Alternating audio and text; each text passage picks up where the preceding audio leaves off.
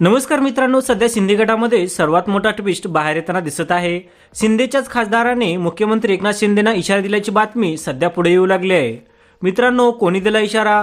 बातमी सविस्तर पाहण्या अगोदर व्हिडिओला लाईक करून चॅनलला सबस्क्राईब करायला विसरू नका। सध्या महाराष्ट्रामध्ये लोकसभेची जोरदार तयारी चालू आहे, मात्र शिंदे गटात गेलेल्या 13 खासदारांची धासपूस वाढल्याचं सध्या बोललं जातंय। यातील 13 खासदारांपैकी 8 खासदारांनी आपलं तिकीट कसं बसं तरी मिळवलं आहे, मात्र उरलेले 5 आमदार आणि 28 आमदार आता बंडाच्या पवित्र्यात असल्याची माहिती सध्या पुढे येऊ लागली आहे। या 5 खासदारांच्या जागी भाजप आपल्या उमेदवारांना उभे करणार असल्याची माहिती सध्या पुढे आली आहे।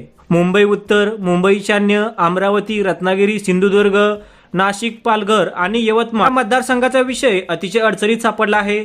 या भागातील जवळजवळ सर्वच खासदारांनी थेट शिंदेंना आव्हान देत इशारा दिलाय, आम्हाला तिकीट द्या अन्यथा आम्ही वेगळा मार्ग पत्करू, असे थेट आव्हान दिल्याची चर्चा आहे। त्याचबरोबर जवळजवळ 28 आमदार देखील पुढील विधानसभेच्या अगोदर आपला मार्ग वेगळा करू शकतात, अशी बातमी पुढे येऊ लागली आहे। लोकसभेसाठी आपल्याला एवढी ताणाताण करावी लागत असेल तर विधानसभेला मग काय होईल, हा मोठा प्रश्न आता आमदारांच्या आणि खासदारांच्या पुढे उभा राहिला आहे।